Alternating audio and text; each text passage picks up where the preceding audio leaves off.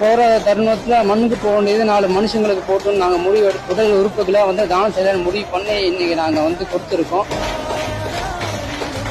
பரிதாபமாக மூளை சாவு அடைந்தும் 8 பேருக்கு மறுவாழ்வு கொடுத்த இளைஞர்.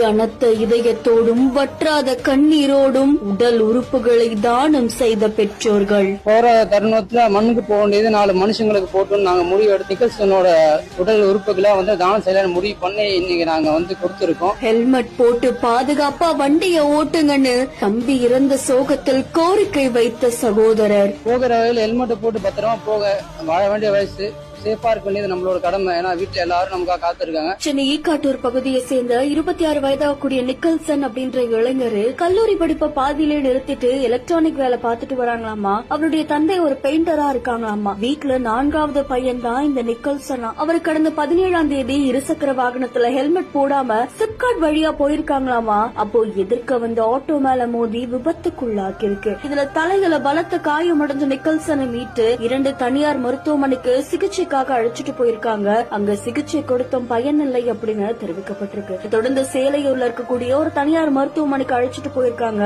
அங்க அவருக்கு தீவிர சிகிச்சையும் கொடுக்கப்பட்டு